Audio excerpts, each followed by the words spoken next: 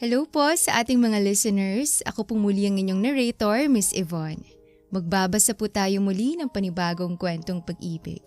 Ihanda ng inyong mga puso at sabay-sabay nating pakinggan ang kwentong ito. Nagtiis si China sa pagiging tamad at pagiging sugarol ng asawa niya. Ngunit hindi niya aakalain na ipagpapalit siya nito sa isang bilyonaryong byuda. Minalupit at pinalayas siya ng mga ito. Ngayong nahanap na niya ang tunay na pagmamahal sa lalaking nagligtas sa kanya, ay masisira ulit kaya ang buhay niya? O mahanap na niya ang pagmamahal na matagal nang inaasam? Mahal, kumain ka na ba? Tanong ni China sa asawa niyang nakahiga sa madumi at punit-punit na sofa. Maraming mga nagkalat na dumi sa sahig, pati ang mga pinggan ay hindi pa nahugasan. Hindi na rin naman ito bago kay China. Matagal nang ganyan ang asawa niya. Paano ko makakakain kung hindi ka ba dumadating? Bilisan mo na dyan at pagluto mo na ako. Utos pa ng asawa niyang si Romy. Walang reklamo siyang nagluto at naglinis. Pagod na pagod siya mula sa trabaho, pati pag-uwi sa bahay ay trabaho ulit ang sasalubong sa kanya. Ano ba tong luto mo? Hindi masarap. Reklamo pa ni Romy. Magluluto na lang ako ulit. Kinuha niyang pagkain at nagluto na lang ulit ng pagkain na gusto ng asawa. Kapag nagreklamo siya ay sasaktan pa siya nito, kaya mas mabuting gawin na lang kesang masaktan pa. Isang araw, habang nagtatrabaho ay binisita siya ng matalik niyang kaibigan na si Mila at kinumusta. Hintayin na lang kita, tapusin mo muna yung trabaho mo. Sabi pa ng kaibigan niya nang napansin nitong bawal siyang makipagtsikahan. Nang natapos ang trabaho ay kaagad siyang nilibre ng kaibigan sa paborito nilang karinderya. Libre ko na, halika na. Huwag ka nang mahiya, kakasweldo ko lang kasi. Pangungulit pa ni Mila kaya wala na rin siyang nagawa kung hindi ang pumayag. Salamat. In-order na niya ang paborito niyang pagkain. Gutom na gutom ah. Biro pa ng kaibigan. Napangiti lang si China at inubos ang pagkain. Ngayon lang kasi ako ulit nakabalik dito. Bakit? Kunot noong tanong ni Mila. Huwag mong sabihin sa akin, dahil na naman dyan sa asawa mo. Hindi mo pa rin pala hinihiwalayan ng gagong yan. Palagi kang sinasaktan kapag nalalasing. Ninanakawan ka pa ng pera pang sugal. Ginagawa ka pang katulong. Wala na ngang trabaho. Tambay at ikaw lang nagtatrabaho sa inyong dalawa. Ano pa bang hinihintay mo? Kamatayan mo? Naniniwala akong kaya pang magbago ng asawa ko. Wala nang pag-aasong gagong yun, China.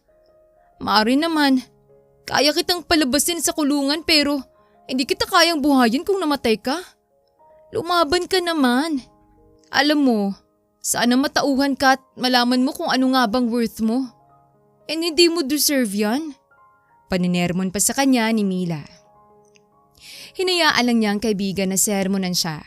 Kahit na anong gawin pa nitong pagkausap sa kanya ay hindi na magbabago pa ang isip niya. Mahal niya si Romy at gagawin niya ang lahat para sa asawa. Pagka-uwi niya sa bahay ay kaagad siyang sinalubong ng batugan niyang asawa. Ang tagal mo! Gutom na ako! Reklamo pa ni Romy. Bigla niyang naisip ang sinabi ng kaibigan niya. Umaasa pa siyang magbabago si Romy. Totoo bang wala na itong pag-asa na magbago pa? Gutom ka na pala. Bakit hindi ka man lang nagluto? May pagkain naman dyan. Lulutuin mo lang. Anong sabi mo? Nakatanggap siya ng malakas na sampal galing sa asawa niya. Dahilan kaya siya natauhan. Kaya nga ako nag-asawa para may magsilbi sa akin. Ano bang silbi mo rito? Hindi na lamang siya nagreklamo pa ulit. Napahawak siya sa pisngi niya at nagluto na para rito. Tiniis niya ang mga pananakit at pagiging sugarol ng asawa dahil naniniwala siyang may pag-asa pang magbago ito. Alam niyang dadating ang araw na mangyayari yon at yun na lang ang hinihintay niya para maging masaya ang buhay niya kasamang asawa. Naging masaya si China nang malaman niyang may plano na maghanap si Romy ng trabaho. Wow, bihis na bihis ka. Masayang salubong niya rito nang maagang nagising ang asawa. Maghanap ako ng trabaho. Napangiti siya at inayos ang suot na damit nito. Pahingin pamasahe tsaka pangkain na rin. Binigay niya ang hinihingi nitong pera. Sige, mag-iingat ka ha. Love you. Tumangulang ito at umalis na. Sa sobrang tuwa niya sa pagbabago ng asawa niya ay naikwento niya sa kaibigan ang desisyon ng asawa. Talaga? Mabuti naman at nagising na siya. Ayaw pa ring maniwala ni Mila na nagbabago na ang asawa niya. Alam niyang hindi madaling maghanap ng trabaho kaya 2 linggo na ang nakakaraan ay patuloy pa ring naghahanap ng trabaho si Romy. Mas mabuti na ring may ginagawa ito kaysa ang manatili sa bahay na puro higa na lang ginagawa. Kaya lang, unti-unti nang nauubos ang pera niya sa kakahingi nito ng pera para sa pamasahe at pagkain. Napansin niya rin ang unti-unting pagbabago nito. Hindi lang niya matukoy kung ano. Nakahanap na ako ng trabaho. Balita pa nito sa kanya. Napapalakpak siya sa sobrang tuwa. Mabuti naman kung ganon. Anong trabaho? Gutom na ako. Pag-iiba nito ng usapan. Saktong-sakto. Nakaluto na ako para sa'yo. Masaya siyang nagtungo sa kusina at pinagsilbihan ng asawa niya. Akala niya ay magiging masaya siya ngayong nagkaroon na ng trabahong asawa. Ngunit unti-unti na niyang nakikita ang pagbabago. May napapansin si China na kakaiba sa asawa niya simula nang nagtrabaho ito. Ngunit patuloy niya pa ring inaalis ang mga masasamang naiisip niya tungkol sa asawa niya. Saan ka galing? Malambing niyang tanong dito para hindi ito mainis sa kanya. Ano bang pakialam mo? Ang mahalaga ay umuwi ako. Sagot pa nito sa kanya. Pasensya na. Kumain ka na ba? Nagluto ako. Nakangiti niyang sabi rito. Nagsasawa na ako sa mga luto mong hindi naman gaanong kasarap. Kumain na ako sa labas. Matutulog na ako. Huwag mo na akong gambalain. Pagod ako. Dumiretso na si Romy sa sofa nitong higaan. Napabuntong hininga na lamang siya at tinanggal ang sapatos ng asawa. Muntik na niyang takpan ng ilong niya dahil hindi na maganda ang amoy ng paa nito. Kailan pa ba naging mabango ang paa niya? Tanong niya sa isip. Inalis na lamang niya ito dahil masamang pagsabihan ng hindi maganda ang asawa. Nilabhan na rin niya ang mga nagkalat na mga damit. May naamoy siyang pambabaeng pabango rito. May napansin din siyang lipstick stain sa damit nito. Doon na niya nakumpirma ang hinala niya. Napaupo na lamang siya sa sahig at iniyak ang mga pagdududa. Ginawa ko naman lahat para hindi na siya maghanap ng iba. Sinusunod ko naman lahat ng sinasabi niya at mga utos niya sa akin pero bakit parang kulang pa rin sa kanya? Umiiyak na tanong niya sa sarili. Akala niya yun ang huling beses na makikita ang mga ebidensyang ng bababaeng asawa. Ngunit mas lumala pa ang mga ito. Ano yung pulang nasa leeg mo? Tanong niya kay Romy. Dali-dali naman itong tinakpan ng leeg nito gamit ang malaki nitong palad. Wala to. Makagat lang ako ng lamok. Dahilan pa nito at dumiretso sa sofa. Nang bababae ka ba? Hindi na niya napigilan pa ang sariling tanungin nito. Pinagsasabi mo. May mga nakikita akong lipstick stain sa mga damit mo. May naamoy akong pabango na hindi ko naman pabango. At sigurado kong hindi mo rin pabango. Sinasabi mo sa akin na nakahanap ka ng trabaho pero hindi mo man lang masabi sa akin kung nasaan ang pinagtatrabahuan mo. Pagod na pagod ka palagi sa tuwing umuwi ka. Hindi ka na tumatabi sa akin sa paghiga. Ginawa ko naman lahat para lang hindi mo ako iwan. Para lang maibigay ko sa'yo mga gusto mo. Pero bakit nagagawa mo pa rin sa akin to? Tinitiis ko naman lahat ng pananakit mo. Lahat ng bisyo mo. Bakit ito pang igaganti mo? Umiiyak na tanong niya sa asawa. Paranoid ka lang. Umiling siya sa sinabi nito. Alam niyang hindi siya paranoid at totoo lahat ng pagdududa niya rito. Hindi siya nakatulog ng maayos dahil hindi nasagot ng asawa niya ang mga katanungang namumuo sa isipan niya. Kailan pa ba siya nagkaroon ng peace of mind simula nung nagpakasal siya sa lalaking ito? Pumasok na siya sa trabaho niya kinabukasan. Nang bigla niyang nakitang pumasok si Romy kasamang isang babae sa restaurant na pinagtatrabahuan niya kung saan ay waitress siya roon. Nanlaki ang mata niya nang tinapon ni Romy ang mga hawak niyang pagkain. Anong ginagawa mo? Makakaltas sa sweldo ko. Pabulong niyang pagkausap dito. Oh, sorry. Babayaran ko na lang yan. Pagpasensyahan mo nang nagawa ng sweetie ko. Nakangiti pang sabi ng babaeng kasama nito. Sweetie? Kunot noong tanong ni China. Yeah, sweetie. I am Celestina Vergara. And Romy's my boyfriend. Nakangiti pa nitong pagpapakilala. Boyfriend? Saglit lang, miss. Ako ang asawa niya. Pinakita ni China ang suot na singsing. Is it true? Kunwaring pag-iinarte ni Celestina. Hindi. Matagal na kaming hiwalay dalawa. Hindi lang niya matanggap na wala na kami. Pagod na ako sa kahirapan. Si Celestina, maganda, mayaman, sexy. Nasa kanya na lahat. Eh ikaw, ano bang meron sa'yo? Pagod na ako sa'yo. Ano bang napala ako sa kahirapan mo? Inisasabi sa kanya ni Romy. Romy? Hindi siya makapaniwala sa narinig na sinabi nito.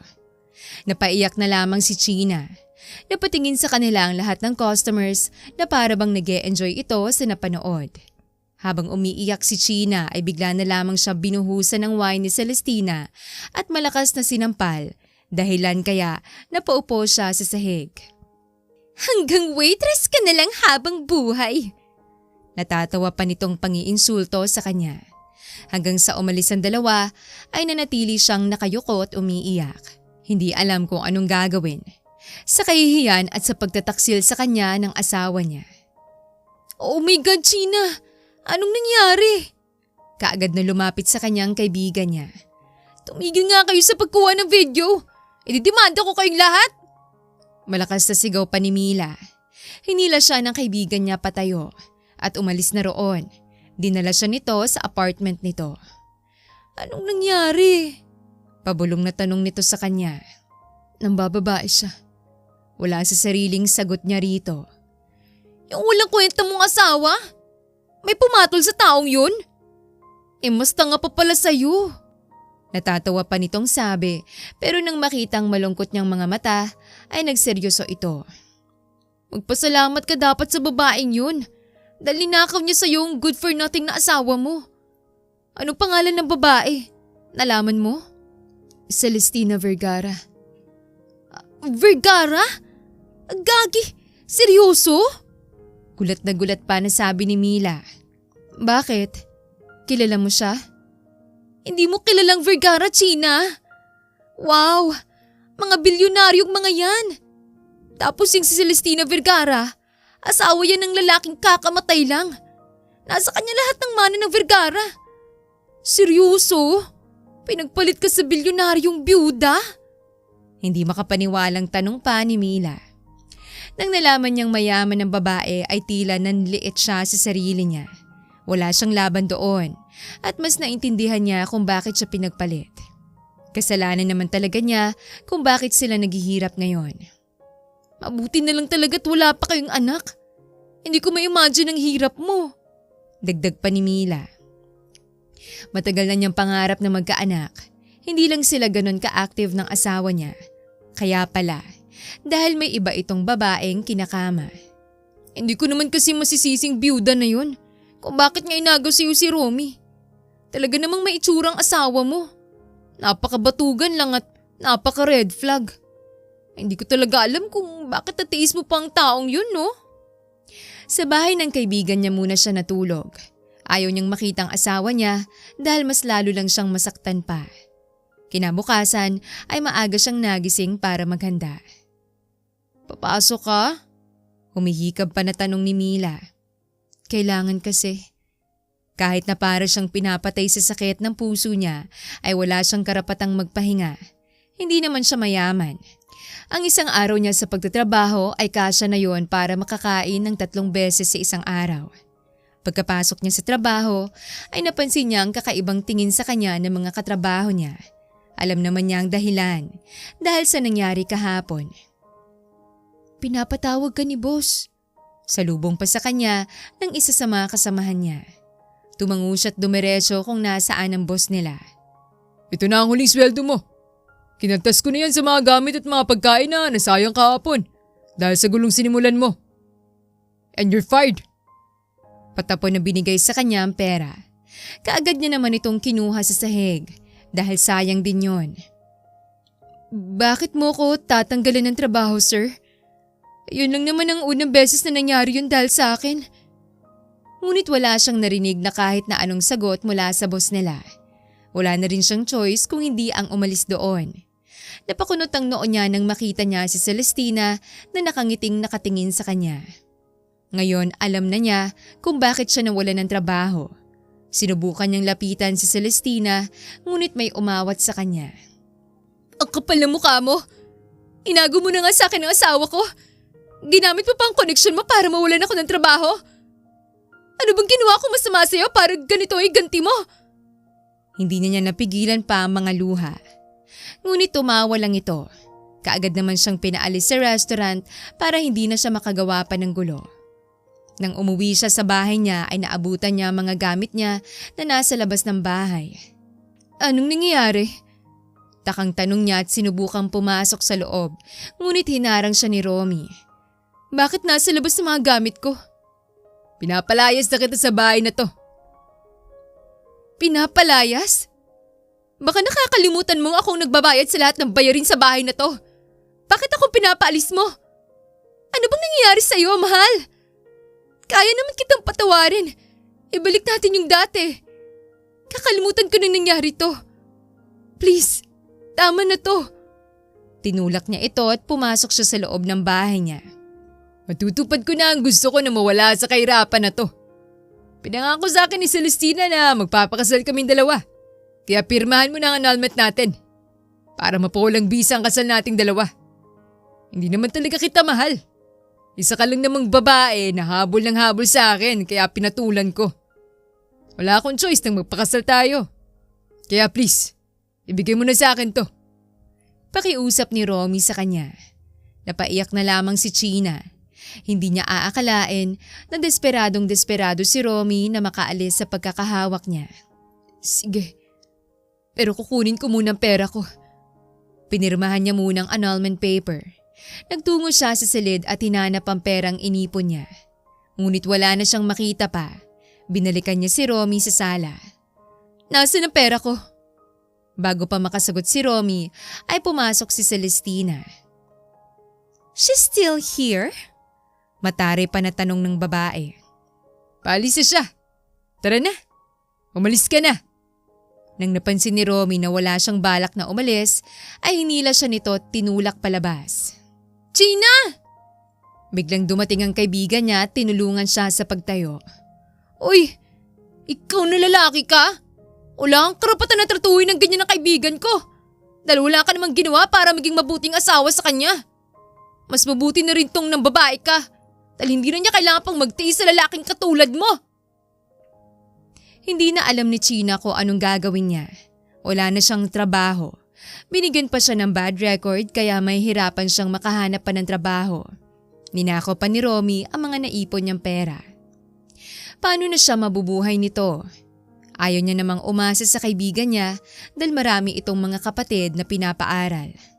Hindi mo naman ako kailangang alagaan. Kaya kong sarili ko. Huwag ka mag-alala. Nakangiting sabi niya sa kaibigan. Ayaw na niyang maging alalahanin pa. Masayang-masaya si Celestina nang mapansin niyang napalayas ni Romy ang asawa nito. Kinuha niyang annulment na inabot sa kanya ni Romy.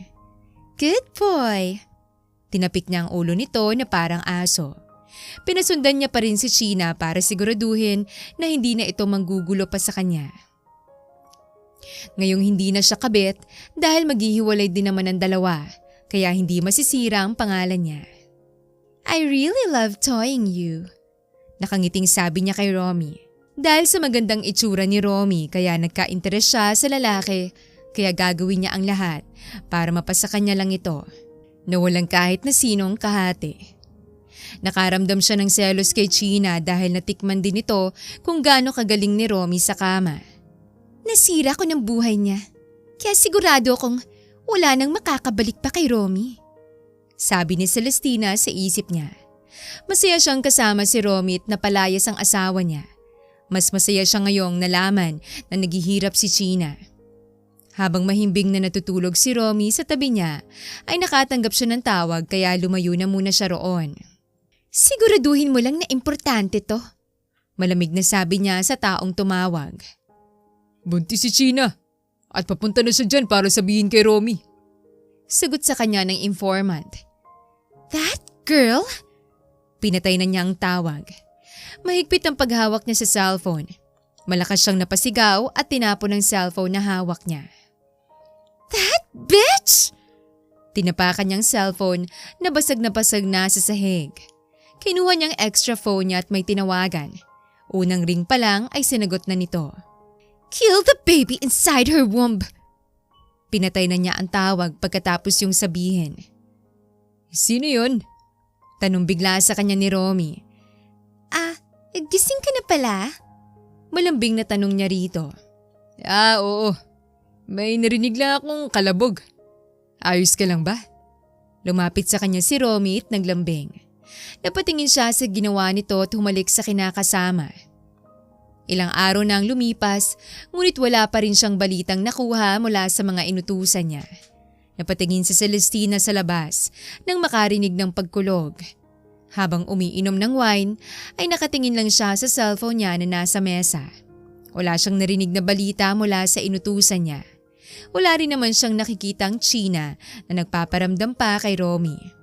Napangiti siya nang makita niyang tumunog ang cellphone niya. Ipapapatay kita kapag wala akong narinig na magandang resulta. Kaagad na sabi niya rito. Tapos na po, ma'am. Sagot pa ng inutusan niya. Napangiti siya sa nalamang balita. Ngayon ay wala nang sagabal pa sa kanilang dalawa ni Romy.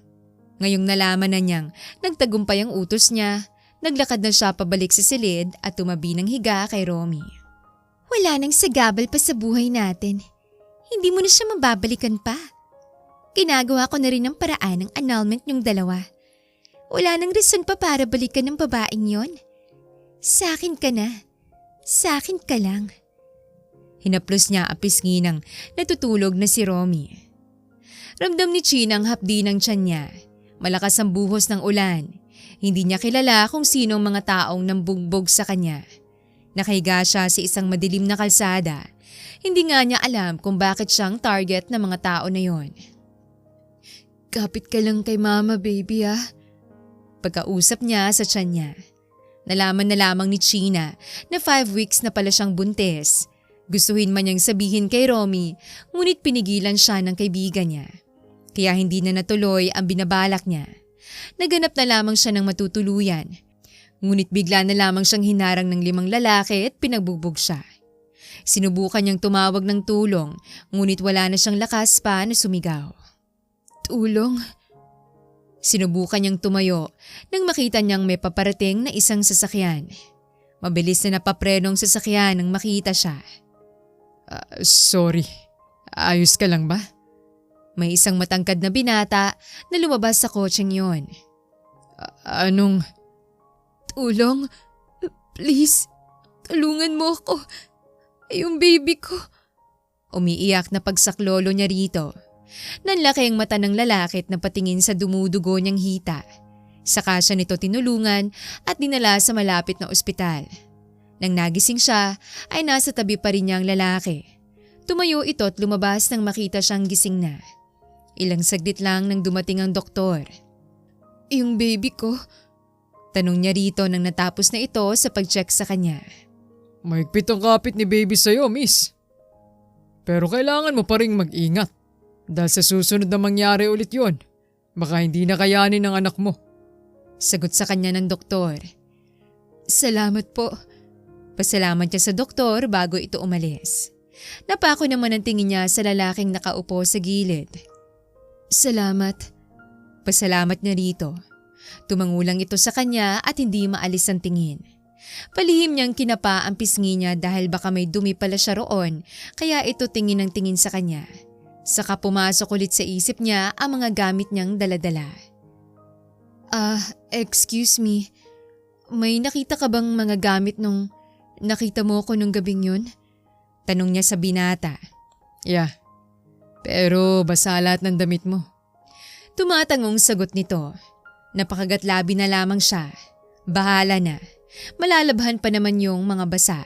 Wala na siyang perang pambili pa ng mga gamit niya. Ayaw niyang umuwi kay Mila. Alam na niyang pabigat na siya ng kaibigan niya. Tagasan ka ba? Nang mahatid na kita. Pagkausap sa kanya ng lalaki. Naghahanap ako ng trabaho. Buntis ka. Tapos naghahanap ka ng trabaho? Nasaan bang asawa mo? Mahinahon na tanong nito sa kanya. Wala akong asawa. Maghanap ako ng trabaho para sana makaipon ako sa oras na mga anak na ako.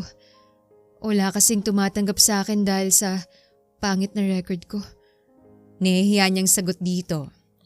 Tumangutango ito sa kanya. Ilang minutong nakatulala bago ito tumingin ulit. Hiring ako. Pwede kang magtrabaho sa bakery ko. I'm a pastry chef. I'm Gabriel Monteverde. Kung gusto mong magtrabaho bilang tindera ng bakery ko, pwede ka ron.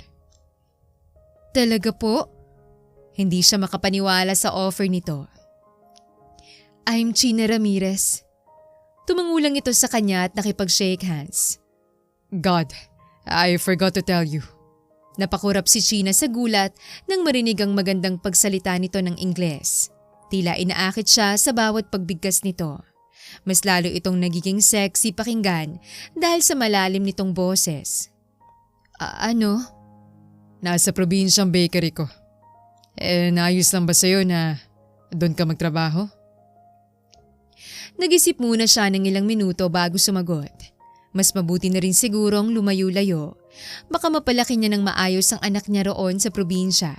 Doon sa lugar na walang nakakakilala sa kanya. Ayos lang.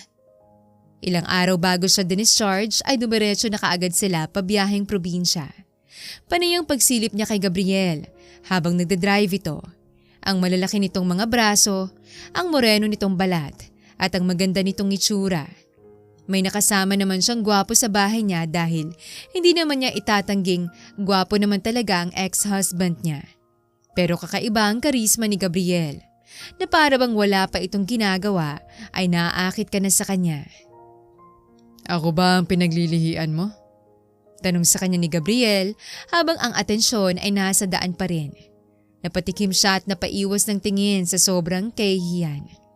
Ang gwapo siguro ng magiging anak mo kung ganun. Ayun, aware pa rin si Gabriel kung gaano siya kagwapo. Ngunit parang wala pa rin paking binata sa itsura niya. Sayang, pwede na sana siyang maging model. Sabi ni China sa isip niya. Mahaba-haba ang binyahe nila kaya mahaba-haba rin ang naitulog niya. Dahil na rin sa pagbubuntis kaya palagi siyang inaantok. Wala namang problema si Gabriel sa ginagawa niya at binibigyan pa siya nito ng pagkain sa tuwing nagigising siya. Ayaw mong matulog ulit? Tanong pa nito nang nagising siya dahil sa lubak-lubak na dinaanan nila. Hindi na. Umiiling na sagot niya at kinain ang binigay nitong dried mango. Sa mahabang biyahe nakarating na rin sila sa isang maliit na bayan. Gabriel! May bumabati pa sa binata sa tuwing dumadaan sila. Ay, Gabriel! Meron pang maraming mga dalaga na nagpapakyut ngunit wala man lang pakialam si Gabriel sa ginagawa ng mga ito. Kapag nag-away kayo ng girlfriend mo dahil sa akin, huwag kang mag-alala. Ako ang magpapaliwanag sa kanya. Nakangiti niyang sabi rito. Napatingin naman sa kanya si Gabriel na para bang sinasabi ng mga mata nito na nababaliw na siya. Wala akong girlfriend. Hindi ako interesado. Boyfriend? Tanong pa niya ulit. Fuck. Malakas na napamura si Gabriel. Naipit ang kamay nito sa pinto dahil sa sobrang gulat. Lalong hindi naman ako bakla. Napakagatlabi siya. Pinigilan ng sarili na wag matawa. Hindi pa siya nagsisimula ay baka mawalan pa siya ng trabaho. Wala naman na siyang pamasahe pa para umuwi. Sabi mo kasi hindi ka interesado sa babae. Nagbabaka sakali lang naman ako na baka interesado ka sa mga lalaki. Shut up, China. Napipikon pa na sabi nito. Imbis na makabahan siya ay malakas siyang natawa dahil sa naging sagot nito. Ang pagkainis ng mukha ni Gabriel ay biglang umilaw nang makita siyang tumawa sa rin ito na pangiti. Tinur siya sa maliit na bakery ni Gabriel. Maliit lamang ito kaya siguradong hindi siya ganoong mapapagod. May alam ka bang paupahan dito? Tanong pa niya kay Gabriel sa gitna ng pagkain nila for dinner. Bakit? Uupa ka? Sayang ang pera mo kung ganun. Kulang na kulang ang sweldo mo. Mas mabuting sa bakery ka na lang pumunta. May makikita kang maliit na pintuan doon at pumasok ka doon. Etong susi. May binigay pa itong susi sa kanya. Kapag gagamit ka ng banyo kung gusto mong maglaba. At sa tuwing kakain ka, pumasok ka rito sa loob ng bahay ko. Gusto ko sana na dito ka na lang sa loob kaya lang wala kasing silid yung bahay ko at sa sofa lang ako natutulog. Yun nga rin ang napansin niya sa bahay nito. Konting-konti lang ang gamit kaya malaki-laki rin ang space. Hindi makalat pero masyado namang boring. Ganito pala ang buhay ng lalaki kapag walang babae. Biro pa niya rito. Siguro? Pagsasabay ni Gabriel sa biro niya, saka sila nagtawa ng dalawa. Pinuntahan na niya ang magiging silid niya, napahanga siya sa ganda roon. Hindi gaanong malaki pero hindi rin naman maliit. May kama at cabinet pa para paglagyan niya ng mga gamit. Nang humiga siya, ay naamoy niya sa kumot ang pabango ng binata. Napapikit siya sa bango nito, saka siya nakatulog. Pagkagising niya, ay dumiretso siya sa loob ng bahay. Ahay, good morning. Nauutal niyang sabi rito nang mapansing wala itong suot na damit pang itaas habang nagluluto. Mabutit nagising ka na. Halika rito, kakain na tayo. Nakangiti pang sabi nito sa kanya. Tinulungan na rin niya si Gabriel. Buntis, maupo ka na dahil kaya ko. Pagpigil nito sa kanya at pinagsilbihan siya. Nanibago siya habang nakaupo roon na walang ginagawa.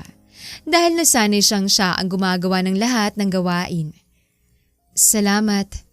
Pasalamat niya nang sinandukan siya nito ng kanin at ulam. Maayos lang bang tulog mo ron?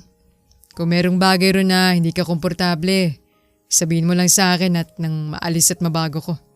Ayos lang. Masarap nga ang tulog ko ron. Mabuti kung ganun. Nagpatuloy na sila sa pagkain. Napapansin niya ang pagtingin sa kanya ni Gabriel. Hindi ko dadamihan ng kain. Nahihiya niyang sabi rito dahil panay pa rin ang tingin sa kanya ng binata. No, I'm sorry. Hindi yan ang pahiwatig ko. Nanibago lang ako. Ngayon lang ako nakaranas na may kasamang babae sa pagkain. Well, nagkasabay na tayo kagabi pero ngayon lang nag-sink in sa utak ko. Nakangiti nitong sabi. Magbubukas tayo ng bakery bukas. Kaya mo bang gumising ng 6 a.m.? Tanong pa nito. Oo, dati 4 a.m. pa lang ay gising na ako. Naghahanda kasi ako sa pagpasok ko sa trabaho dati at pinagluluto ang asawa ko. Sagot ni China. Pinagluluto mo siya? Wow, once a week? I mean, hindi dapat pinapaluto araw-araw ang babae o ginagawang parang katulong. He's sweet naman, diba? Para naman makabawi siya sa'yo sa lahat ng ginagawa mo. Napakurap si China sa gulat. Sa kanya naisip ang, no, akong nagluluto lagi. Tawang pag-amin niya rito. Honestly, ngayon ko lang naisip na para nga niya akong katulong. Akong gumagawa ng lahat. Nagluluto, naglilinis, naguhugas at naglalaba.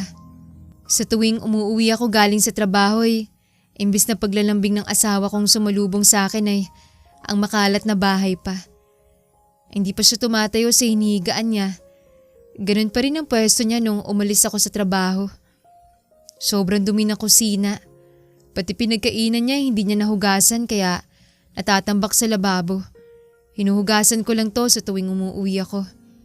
Kahit pagod ako sa trabaho, ako pa rin ang nagluluto. Pagkwento niya rito. What a jerk. Rinig ng bulong ni Gabriel sa hangin.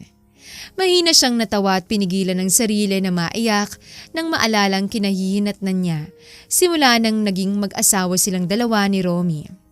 Siguro ayos na rin yun. Baka trabaho ko naman talaga yun bilang asawa. Nagpilit siya ng ngiti para gumaan ang atmosfera. Sinong tangang nagsabi sa'yo na trabaho ng asawang babaeng pagsilbihan ng asawa niya? Hindi dapat ginagawang katulong ang babae. Sa totoo nga, kami pa dapat mga lalaking mag-alaga sa inyo. Dahil kayong magdadala ng magiging parte ng pamilya natin. Kayong mga babaeng maghihirap sa pagbubuntis. Yang paglilinis, paglalaba, hugas at luto, walang-wala lang yan sa pagdadala nyo sa anak namin. Kitang-kita niya ang pagkairita ni Gabriel. Napangiti siya habang nakatingin dito dahil pati ang galit na mukha ng binatay, napakagwapo. Ang swerte ng magiging asawa mo. Nakangiting sabi niya rito. Natigilan si Gabriel at napalunok habang nakatitig sa kanya bago ito tumayo at hinugasan ng pinagkainan. Nagsimula na rin siyang magtrabaho at nalaman pa niyang si Gabriel ang nagbe-bake ng lahat ng tinda nila. Walang tulong ng kahit na sino kaya konti lang din ang paninda nila araw-araw na palagi namang nauubos. Hindi rin siya nagsisi na sumama siya kay Gabriel. Si Gabriel ang nagligtas sa buhay niya at ito pa ang nagbigay sa kanya ng dahilan para mas lalong mahalin ang buhay na meron siya. Kung hindi siya nito inofera ng trabaho, ay baka mahirapan pa siya sa paghanap. Maaga siyang nagising at nakita niya sa kitchen si Gabriel. Napuno ng harina ang katawan nito, pati na rin ang muka ay may harina na. Mahina siyang natawa sa isip. Pinaglilihian mo talaga ako, no? Biro pa ni Gabriel habang ang tingin ay nasa ginagawa nito. Kaya siguro masarap ang mga paninda mo dahil ikaw ang secret ingredient. Biro na rin ni China. Nanlaki ang mata ni Gabriel at napatingin sa kanya sa sobrang gulat. Oo nga, no? Bakit hindi ko ba naisip yun? Malakas siyang natawa sa narinig niyang sagot dito. Palagi nila akong tinatanong kung anong secret recipe ko. Tapos ako nga palang secret recipe. Napailing na lamang si China dahil sa pagiging mahangin ng binata. Pero totoo rin naman, gwapo ito at yun ang dahilan kaya maraming mga kababaihan ang bumibili sa bakery nila. Pero hindi rin naman niya itatanggi na talagang masarap nga naman ng chef. Ibig niyang sabihin ay ang gawa ng chef. Masarap ang gawa ng chef. Nang natapos na rin si Gabriel ay umalis na ito dahil may gagawin pa. San kaya siya pumupunta kada umaga? Tapos umuwi siya hapon na. May nililigawan na kaya siya? Tanong pa ni China sa isip niya. Hindi nagtagal ay naubos na rin ang paninda niya kaya nakapagpahinga pa siya. Hi! I just wanna ask kung girlfriend ka ba ni Gabriel? May 3 dalagitang sumilip sa kanya kahit nasasarahan na sana niya ang bakery. Ngumiti lang siya rito. Walang pakialam sa kung ano bang pakay ng mga dalagita kay Gabriel. I'm asking you, girlfriend ka ba ni Gabriel? Tanong pa ng isa. Tumayo siya at hinaplos ang lumalaki na niyang tiyan. Kaya doon napunta ang pansin ng mga babae sa tiyan niya. Busog ka ba o buntis? Tanong ulit ng mga ito. She's pregnant. Dumating naman si Gabriel at ngumiti sa kanya. Magpahinga ka na. May dala akong strawberry, baka gusto mo. Umilaw bigla ang mata ni China nang marinig ang strawberry. Tila naglalaway siya habang nakatingin sa dala nito. Napangiti naman si Gabriel nang makitang itsura niya, saka sila pumasok na sa loob ng bahay. Hinugasan muna ni Gabriel ang strawberry saka binigay sa kanya. Kumuha siya ng ketchup at isinawsaw roon ng strawberry. Napangiwi si Gabriel nang makita ang ginagawa niya. Weird cravings, sabi pa nito. Natawa na lamang siya, hindi pinansin ang pag-iinarte nito. Ang mahalaga ay nakain na rin niya sa wakas ang matagal na niyang kinikrave. Paano mo nalaman na nag-crave ako nito? Nakangiting tanong niya rito. Nasabi mo sa akin kagabi habang tulog ka. Birong sabi pa nito. Nananaginip ka ng strawberry. And binili mo dahil lang sinabi ko yon habang tulog ako? Yeah, why not? Baka cravings mo naman talaga yan na hindi mo masabi sa akin dahil nahihiya ka. Listen, Sheena. Sabihin mo sa akin kung anong gusto mong kainin, okay? Malambing nitong tanong sa kanya. Napangiti siya at tumango. Masarap ba? Nagpilit ng ngiti si Gabriel na mukhang nasusuka na sa pinares niya na strawberry. Oo, sobrang sarap. Hindi ka naman siguro malalason yan, diba? Ayos lang naman si baby kahit yan na kinain mo. Ayos lang siya. Si baby din naman ang may gusto nito. Nakangiti niyang sagot. Tumangu-tango si Gabriel at pinanood siyang maganang kumakain. Bigla na lamang kumalat sa lugar nila na girlfriend siya ni Gabriel at nabuntis siya nito. Siya ang nababahala para sa binata. Hindi ka man lang nababother dahil sa kumakalat ngayon? Hindi niya mapigilang tanong dito. No. Sure ka? Bakit? Nababother ka ba? Kasi pwede namang linisin ko ang pangalan mo. Ako pa talagang iniisip niya. Siya yung single at malinis sa aming dalawa. Isa lang naman akong babae na nabuntis ng cheater kong asawa. Sabi ni Sheena sa isip niya. Nababahala ka ba sa kumakalat ngayon? Bakit akong tinatanong mo? Kasi kung nababahala ka, lilinisin ko. Pero kung hindi naman, wala rin naman sa akin kung ano pa ikalat nila tungkol sa akin. Mahinahon na sagot sa kanya ni Gabriel. Hindi ba siya nahihiya na kasama niya ako? Tanong niya ulit sa isip niya. Ngunit sinabi na rin naman ni Gabriel na wala lang para ritong kumakalat tungkol sa kanilang dalawa. Paano kapag hindi ka magka-girlfriend dahil sa akin?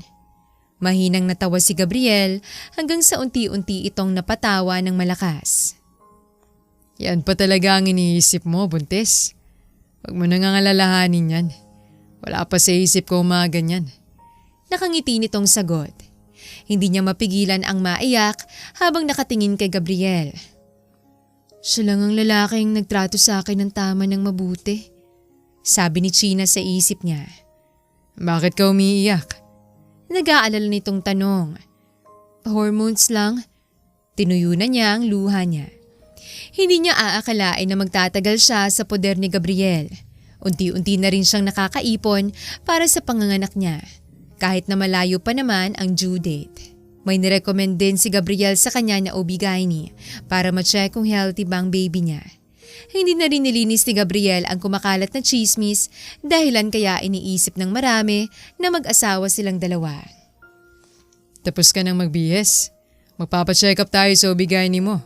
Mahinahon na sabi sa kanya ni Gabriel habang siya'y natatagalan sa paghahanap ng maisusuot dahil wala nang kasya pa sa kanya.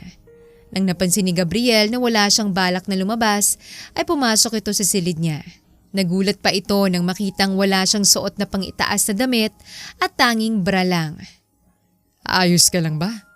Nag-aalala nitong tanong. Tumataba na ako. Naiiyak niyang sabi. Wala nang damit na kasya sa akin. Malakas siyang napaiyak nang naisip ang bagay na yon. Ano nang gagawin niya ngayong wala nang damit na kasya sa kanya? Napabuntong hininga si Gabriel at lumabas. Dahil sa pinakita nitong reaksyon ay mas lalo siyang naiyak. Pagod na siya sa akin. Naiinis na siya sa akin. Sabi niya sa sarili. Ilang minuto lang nang bumalik si Gabriel na may dalang damit. Damit ko na lang muna ang suotin mo.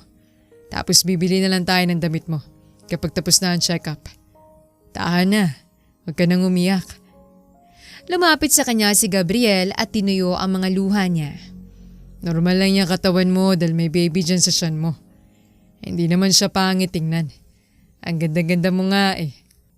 Hindi niya alam kung niloloko lang ba siya nito para tumahan pero kahit ganon ay nagtagumpay pa rin ito.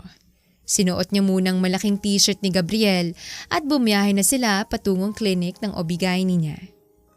Nang makarating sila ay nakangiti siyang sinalubong nito. Hello there! Nakangiti pang sabi ni Doc Ann. Hi po. Kamusta naman si baby? Your cravings, your morning sickness, or may nararamdaman ka bang worries? Care to tell me? Ako sasagot niyan. Nakangiti pa rin itong sabi. Ayos lang naman si baby. Weird cravings. Sagot pa ni Gabriel na tinawanan lang niya. Yung morning sickness mas lumalala kasi. Tsaka nag-worry ako para sa baby ko. Why? Kasi hindi magandang habit ng asawa ko. Palagi siyang umiinom at kung ano-ano pang ginagawa niya. Hindi siya into healthy foods. Nababahala niyang sabi rito. Honestly, there's a possibility na may hindi magandang makukuha ang baby niyo dahil sa habit ng lalaki. Kailangan kasi ng 3 months to prepare bago niya maisipan na gumawa ng baby. Kailangan magandang habits ng asawa. Healthy ang foods na kinakain niya at nagwo-workout siya. Kaya rin siguro nahihirapan ka sa mga pregnancy symptom mo ay dahil sa sperm niya. Malaki kasi ang impact ng sperm ng lalaki at ang habit nila sa pagbubuntis ng babae. Mahinahon na sagot sa kanya ni Doc Ann. Pero no worries, mommy. Wala naman akong nakikitang masama sa baby mo. Healthy pa rin naman siya. Nakampante siya sa narinig na sagot mula rito.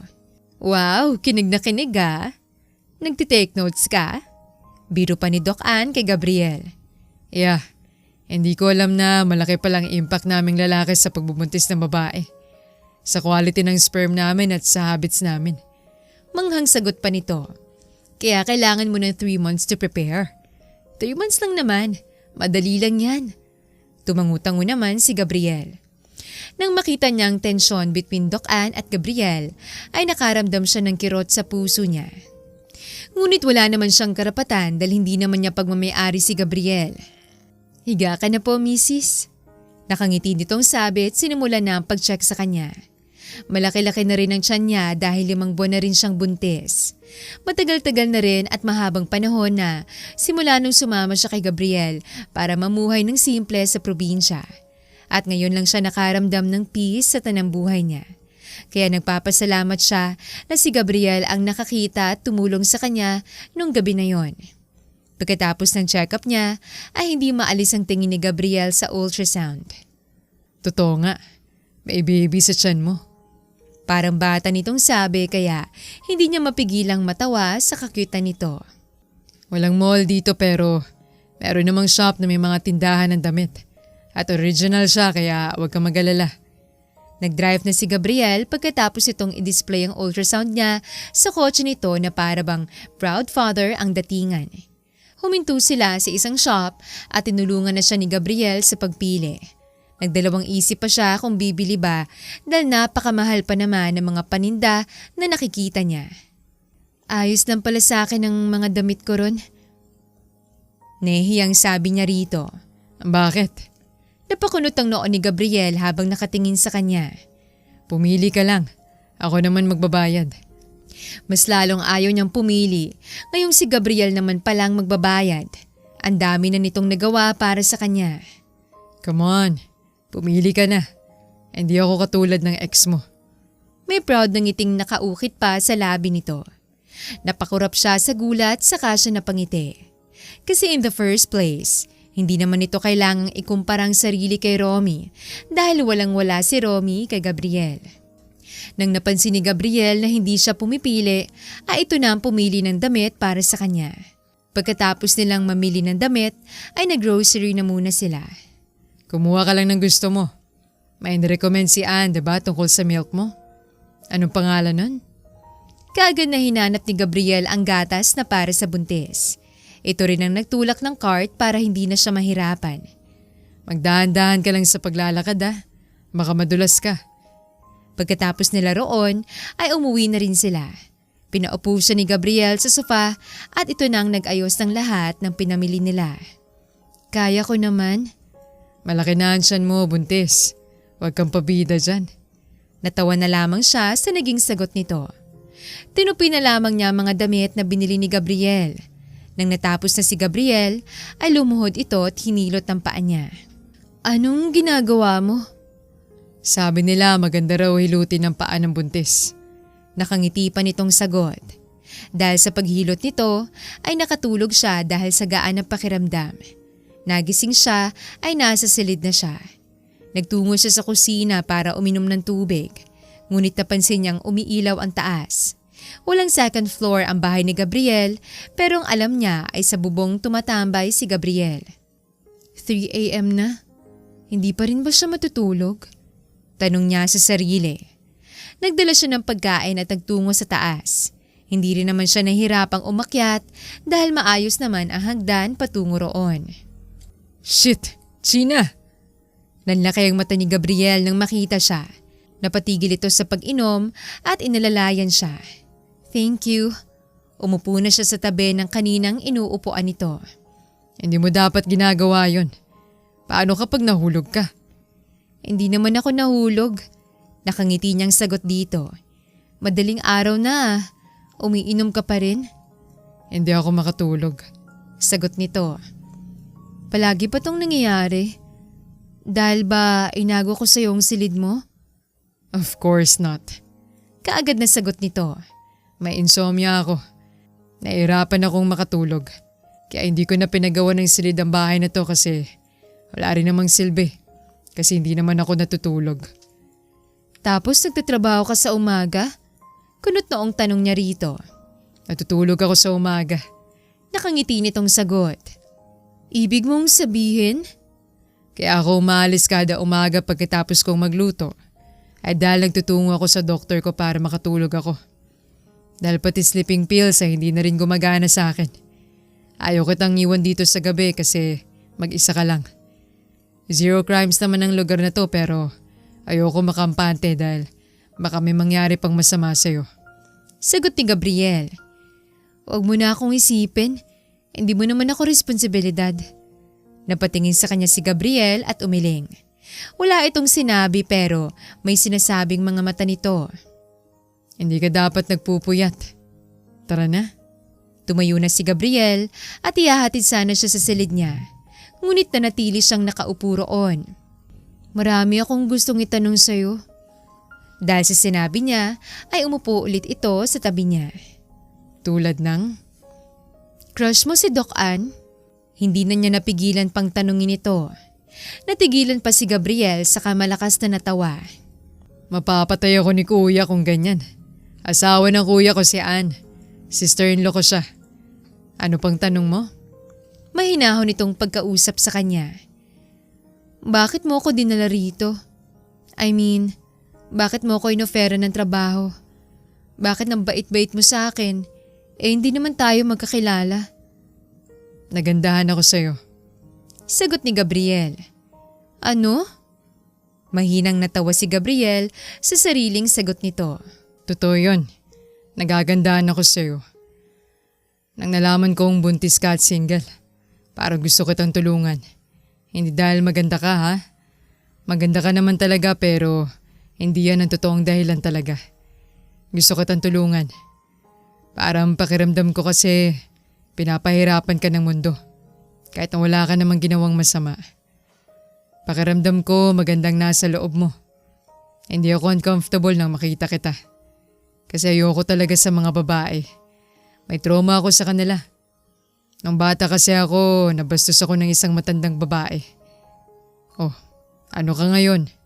Hindi lang babaeng nababastos, pati rin kami.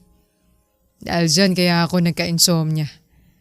Natatakot ako matulog dahil baka makita ko ulit siya. Napakulong na rin naman ni kuya ang babaeng yun pero yung nangyari, nasa loob-loob ko pa rin. Kaya anong naramdaman ko na I feel safe ay hinire kita. Total, naghahanap ka rin naman ng trabaho. Nakangiting pagkukwento sa kanya ni Gabriel. Tumangutango si China nang malaman ng lahat ng yon. Ikaw, bakit kayo naghiwalay ng ex-husband mo? Nagising ka na lang ba bigla at naisip mong hindi mo deserve ang mga yon? Tanong pa nito. Natawa siya sa sinabi nito. Sana nga ganyan lang. Nagising ako isang umaga. Na-realize ko this is not what I want to be loved. Nagising ako sa isang umaga na na-realize ko na this is not what I want to be loved. Pero hindi eh. Napabuntong hininga na lamang si China. Pinagpalit niya ako sa isang bilyonaryang byuda. Mas mayaman sa amin. Sinisisi niya ako na mahirap pa rin kami hanggang ngayon. Kaya nag-cheat siya. Yung tao na yun, nag-cheat pa. Kapal niya ah. Mahaba-haba ring panahon, diba? Ano naging dahilan mo kaya hindi mo siya maiwan-iwan? Dahil sa anak nyo? Dahil nagbabaka sakali kang magbabago pa siya? Natawa siya at tumango. Isa yan sa dahilan ko na baka magbabago pa. Pero hindi ko talaga alam na buntis ako sa anak niyang yon. Nalaman ko lang nung maghiwalay kaming dalawa. Totoo rin naman ang sinabi niya. Akong dahilan kaya mahirap pa rin kami hanggang ngayon. Mahinang sabi niya rito. Bakit mo naman nasabi yan? Kasi nauubos ang lahat ng pera niya nung pinahospital namin ng mama ko na ilalabanan ng cancer. Pero naubos na lahat ng pera niya, hindi pa rin siya nabuhay. Hindi siya nakaligtas. Kaya pinangako ko sa sarili ko na babawi ako sa kanya. Hindi mo naman talaga mahal. May malaking utang na loob ka lang sa kanya kaya hindi mo siya maiwan-iwan. Napayokong napangiti si China. Unti-unti ko ring na-realize na yan nga ang dahilan. Sagot niya. Nakita pa niya ang pagngiti ni Gabriel. Naging magaan din ang pakiramdam niya nang masabi niya yon. Ilang saglit lang nang nakatulog si Gabriel. Akala ko ba hindi ka nakakatulog? Biro pa niya rito. Kumuha siya ng kumot at unan at binigay sa binata bago siya umalis doon. Bawal siya matulog doon dahil baka ano pang mangyari sa baby niya. Kinabukasan ay hindi sila nagbukas dahil tulog pa rin si Gabriel na hinayaan lang niya. Siya na rin ang nagluto ng almusal. Nang nagising si Gabriel ay gulat na gulat ito nang makitang may pagkain na sa mesa. Ako na munang nagluto. Mukhang napasarap ang tulog mo eh. Nakangiting sabi niya. Natulog ako?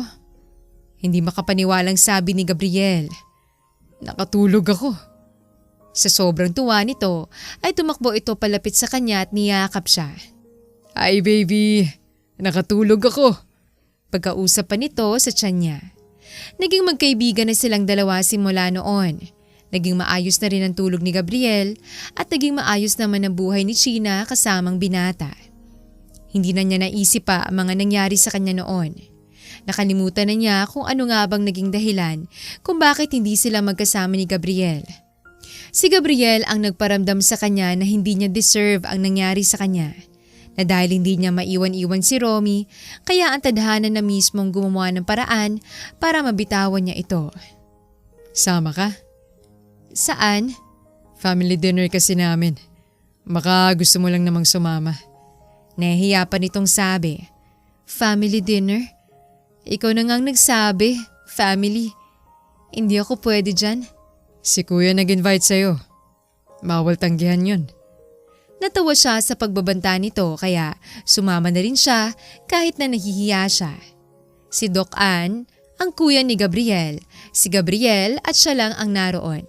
Gusto niya sanang magtanong kung may dadating pa ba pero pinigilan na lamang niya ang sarili. Kumusta naman ang baby? Tanong sa kanya ni Ann. Ayos lang sila no, inaalagaan ko. Mayabang pa nasagot ni Gabriel.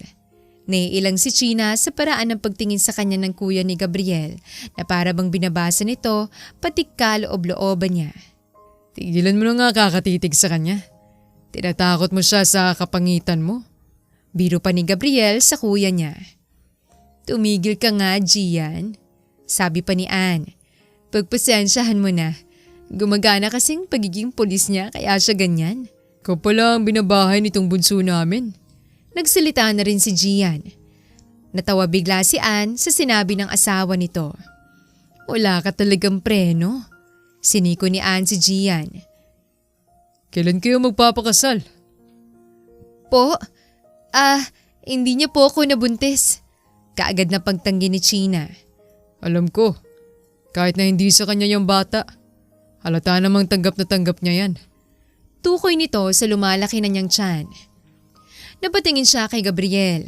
Nagbabaka sakaling tatanggihan nitong sinasabi ng kapatid, ngunit nakangiti lang itong nakatingin sa kanya. Anyway, nalaman din naman na maayos na siyang nakakatulog dahil sa'yo. Salamat. Pasalamat pa ni Ann. Ngumiti siya at tumango sa mga ito. Nagkwentuhan pa sila habang kumakain. Habang tumatagal ay nasasanay na siya sa ugali ni Gian na normal talaga na intimidating ang presence nito.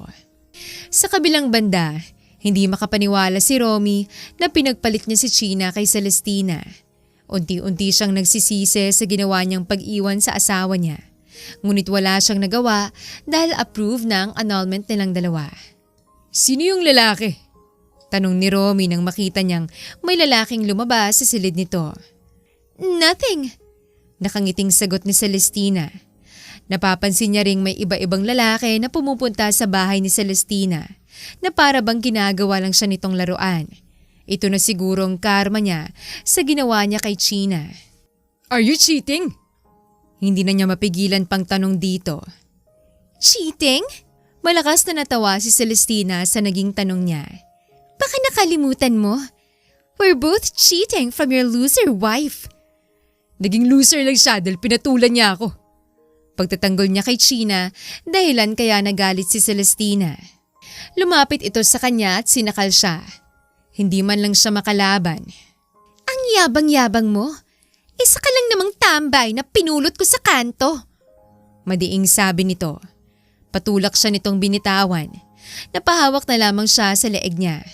Napagtanto ni Romy kung gaano kalaking kasalanan niya kay China pero huli na ang lahat. Ginagawa lamang siyang aso ni Celestina sa bahay nito. Tinatawag lang siya kapag kailangan siya para magpainit ng gabi. Huwag ka mag-alala dahil hindi na rin naman babalik pa sa'yo si China. Meron na siyang iba pang lalaki na kinakasama. Nakangiting sabi nito. Ngunit nakita niyang inis at galit sa mga mata nito. Huwag mo siyang sasaktan. Hayaan mo na lang siya. Dahil sa sinabi mo, mas lalong lumaking intensyon kong siraan ang buhay niya. Bulong na sabi ni Celestina. Ramdam niya ang kaba habang nakatingin sa pagbabago ng emosyon ni Celestina dahil baka ano pang gawin nito kay China. Sana masaya siya kung nasan man siya ngayon. Sabi ni Romy sa isip niya. Malakas na napatawa si China nang makita nitong itsura ni Gabriel na puno ng harina ang buong mukha ni Gabriel. Mukha kang multo. Gwapong multo. Mayamang pa niyang tanong dahilan kaya mas lalo itong natawa. Gustong-gusto niya ang tawa at ngiti ng dalaga. Minsan, hindi niya lubos maisip na iba ang trato ng naunang lalaki sa buhay nito. Kasi kung siya ang tatanungin, kung siya man ang maging asawa ni China, ay ibibigay niyang lahat-lahat para rito. Kailangan nilang magpa-check up ulit kaya dinala niya si China sa klinik ni Anne. I really like this girl. Ang gaan niya sa pakiramdam kasama. Kailan ka aamin sa kanya? Tanong pa ni Anne sa kanya nang pinagmamasdan niya ang tulog na si China. Nakatulog ito sa gitna ng check-up. Aamin saan? Na gusto mo siya? Hindi siya makapaniwalang napatingin kay Anne dahil sa sinabi nito. Kahit sino naman ay mahalatang may gusto ka kay Buntis. Si Buntis lang yata ang clueless. Biro pa ni Anne. Hindi ba weird? Ang alin? Na nagkagusto ka sa isang babae na nabuntis ng ibang lalaki? Alin ang weird doon? Love is weird. Kung may love is blind, meron ding love is weird. Hindi mo alam kung kanino na lang titibok ang puso mo para sa isang tao. Maganda naman si China. Mabait at saka nagkamali siya ng pagpili sa lalaki kaya siya nagkaganyan. Pero ang tanong, tanggap mo bang bata kahit hindi mo anak? Oo. Walang pagdadalawang isip na sagot niya rito. Ako nasa tabi niya habang pinagbubuntis niyang bata. Kaya anak ko na rin yan. So, kailan ka nga aamin? Kailangan bang madaliin? Paano kung may trauma pa rin siya sa past relationship niya? She's choosing herself pa naman. And I'm willing to wait kung kailan siya magiging ready ulit. Sa gitna ng pag-uusap nila ay nagising na si China. Ay, sorry. Nakatulog ako. No need to be sorry. Normal lang yan dahil 8 months pregnant ka na. Nakakapagod at napakabigat ang dalhin ni baby. Nakangiting sagot ni Anne. Umuwi na rin sila pagkatapos ng check-up. Hindi mo ba alamin kung anong gender ni baby? Tanong ni Gabriel sa kalagitnaan ng biyahe. Hindi na. Gusto ko kasi surprise lang. Tumango siya rito. Ngayong malaki na ang siya ni China ay iningatan niya ito. Nang napansin niyang nakatayo si China ay lumapit siya at kinarga ang siya nito. Napabuga ng hangin si China habang nakayakap siya sa likuran nito. How about this? Hindi na ba gaanong mabigat si baby? Malambing na tanong niya rito. Nakangiting tumango si China sa ginawa niya. Hindi siya umalis sa tabi nito para tulungan at alalayan ito. lalo na't sobrang laki na ng tiyan nito at nahihirapan ng maglakad. Ako na dyan. Sinubukan ni China na agawin ang hawak niyang pansandok. Sinamaan niya naman ito ng tingin. Ang tigas ng ulo ni Buntis. Ako na bahala dito. Maupo ka lang. Saktong natapos siya sa pagluto nang makatanggap siya ng tawag mula sa kuya niya. Pumunta ka rito ngayon. May papakita ako sa'yo. Pagkatapos sabihin niyo ni Gian ay pinatay na nito ang tawag. Napaka-bossy talaga. Inis niyang sabi. Pagkatapos ng tawag ay hinarap na niya si China. Kailangan ko umalis. Saglit lang ako. Babalik din ako agad. Pinapupunta lang ako ni kuya. Pagpapaalam niya rito. Okay, ingat. Bumiyahe na siya papuntang police station kung saan nagtatrabahong kuya niya. Pagkarating niya ay may pinakita ito sa kanya. Ano to? Takang tanong niya habang nakatingin sa CCTV. May nahagilap ako mga tao na pabalik-balik sa lugar nyo na hindi taga ron. 3 lalaki at meron ding isang babae na pabalik-balik sa lugar nyo. Una, akalain mong customer mo lang yan. Pero walang customer na tinitingnan lang ang bakery nyo. Na para bang pinapanood nila si... Hindi na natapos panigian ang sasabihin nang kaagad siyang tumayo. Si China. Dali-dali siyang umalis doon at bumalik sa bahay niya. Mahaba-haba rin ang biniyahe niya bago siya makarating. Ngunit hindi siya makadaan dahil sa mga taong nagkakagulo. Lumabas siya sa kotse niya para tingnan kung anong nangyayari. Gabriel! Nasusunog ang bahay mo! Sigawan ng mga tao na nakakita sa kanya. Nanlaki ang mata niya sa gulat at mabilis na napatakbo sa bahay niya. May mga humarang pa sa kanya nang nagpumilit siyang makapasok. May buntis pa sa loob! Pangungulit niya sa mga ito hanggang sa nakapasok siya. Napuno ng apoy at usok ang bahay at bakery niya. Kaagad niyang hinanap si China. Nakita niya ito sa bakery na nakahiga na sa sahig. Nang papunta na sana siya ay bigla na lang may nahulog na kahoy dahilan kaya nadaganan siya. Inalis niya ito at dali-daling nilapitan ng buntis kahit na ramdam niya ang hapdi sa likod. Panay na rin ang ubo niya dahil sa usok sa loob. Please, gumising ka. Sorry kung iniwan kita mag-isa rito. Pagkausap niya sa walang malay na si China. Dali-dali siyang naghanap ng daan palabas. Pangako, sa araw na magising ka sasabihin ko na sa'yo ang totoong nararamdaman ko. Aamin na ako na mahal kita. Patuloy na pagkausap niya. Unti-unti nang nawawala ang paningin niya. Ngunit kailangan niyang mailabas si China bago pa siya mawalan ng malay. Gabriel! Nanlaki ang mata ng kuya niya nang makita siya. Napangiti siya at binigay dito ang buntis. Ilabas mo siya. Nangihinang sabi niya. Paano ka? Tinulak niya ang kuya niya dahil sa katigasan ng ulo nito. Babalik ako. Sabi nito at umalis kasama si China. Napangiti siya at nawala na ng malay. Nagising na lamang si China ay nasa hospital na siya. Napahawak siya sa tiyan niya at nakampante nang mapansing malaki pa rin ito. Doc Ann, ngumiti ito sa kanya at binigyan siya ng tubig. Ayos lang naman ang baby mo. Saka lang niya naalalang nangyari. Habang naghahanda na sa pagbubukas ng grocery, ay bigla na lang siyang nakaamoy ng amoy gas. Hinanap niya kung saan yon, saka lang niya napansin na umaapoy ng bakery. Bigla na lang siyang nawalan ng malay at narinig at nakita pa niya si Gabriel. Si Gabriel? Kinakabahan niyang tanong. Napabuntong hininga si Ann sa tanong niya. Si Gabriel, nasan? Sabihin mo sa akin na panaginip lang nakita kong niligtas niya ako. Pumasok siya sa loob ng nasusunog na bahay para kunin ka, China. But don't worry, he's fine. Pero hindi pa rin siya nagigising hanggang ngayon. Dahil sa usok at sa nasunog din niyang likod. Pero huwag ka mag-alala, first burn lang. Gigising din siya. Kaya isipin mo na lang muna ang baby mo dahil malapit ka na ring manganak. Mahinahon na paliwanag sa kanya ni Ann. Gusto ko siyang makita. Hindi pa pwede. Kailangan mo munang magpahinga. Sagot ni Ann. Gusto ko siyang makita. Please? Dadalhin kita sa kanya. Sabi ni Gian, nakakarating lang. Inalalayan siya nito at dinala kung nasan si Gabriel. Naiiyak siya nang makita ang kalagayan nito. Iniwan na muna siya ni Gian doon. Hinawakan at hinaplos niya ang kamay ni Gabriel. Thank you. Salamat sa lahat-lahat. Sa'yo ko lang naranasan kung paano mahalin ng tunay. Narinig kong sinabi mo sa akin nung nasusunog tayo sa loob. Rinig na rinig ko. Kumising ka na, please. Mahal na mahal din kita.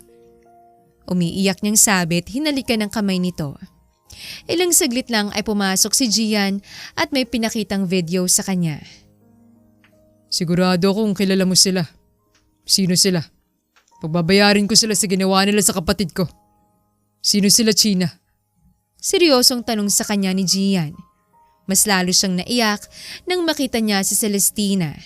Ibig sabihin ay hindi aksidenteng nangyari. Na inutusan ito ni Celestina. Celestina, kabit siya ng dati kong asawa. At isa siyang bilyonaryo kaya nagagawa niya to ng ganun lang kadali. Wala akong pakialam sa status niya sa mundong to. Hindi ko hahayaan na may manakit na kahit sino sa pamilya ko. Sisiguraduhin ko mabubulok sa kulungan na babaeng yan.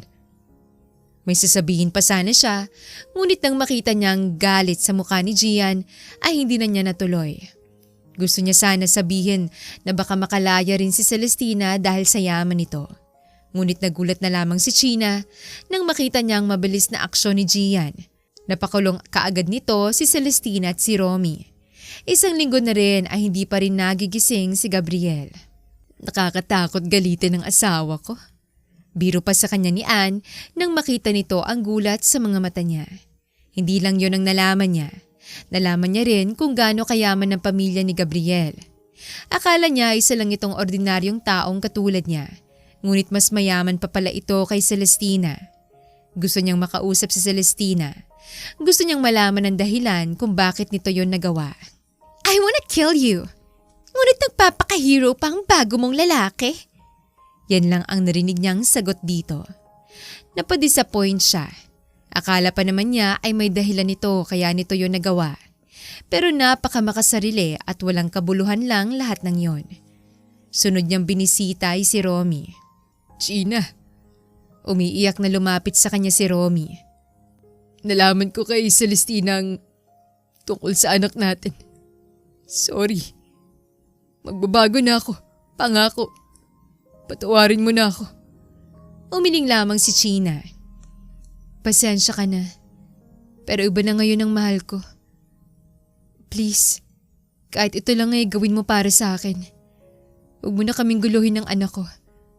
Bayad na rin naman siguro ako sa lahat ng utang ko sa'yo dahil sa pagpapahirap mo sa akin. Ramdam niya ang saya nang nakulong na rin ang dalawa. Pagkatapos ay pinuntahan niya ang kaibigan niyang si Mila na sobrang gulat nang makita siya. Kinuwento niya rito ang lahat ng nangyari sa kanya. Sobrang naggalala ako sa'yo dahil akala ko ano nang nangyari sa'yo. Pero masaya akong nakita kang maayos ngayon.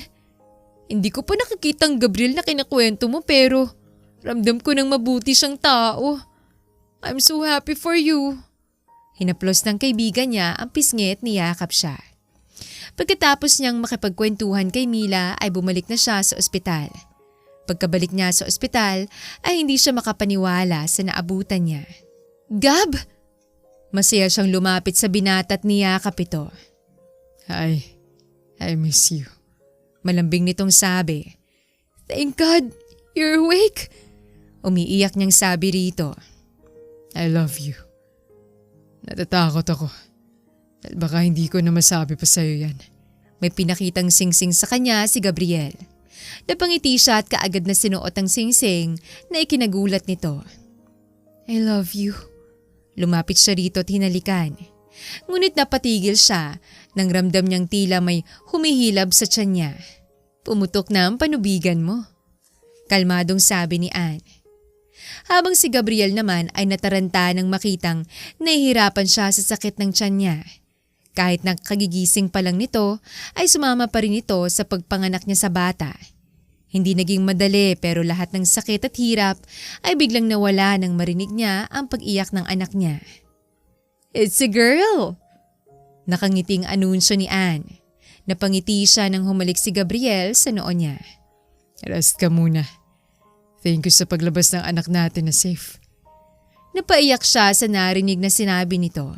Tanggap na tanggap ni Gabriel ang anak niya. Yun ang huling naalala niya bago siya nawala ng malay. Pagkagising niya ay dinala ng nurse ang baby niya sa kanya. Hi baby, Gialyn Chas Ramirez. Nakangiting pagbanggit niya sa pangalan nito. Mahal na mahal ko kayo. Bulong sa kanila ni Gabriel at yumakap. Hindi niya mapigilan ang tuwa nang makitang dalawang tao na pinakamamahal niya. Hindi man naging magandang nangyari sa kanya noon, ay lahat ng yun ay nakalimutan na niya nang binigay ng Diyos sa kanya si Gabriel at ang anak niya. Yun ang pinakamagandang natanggap niya sa Diyos.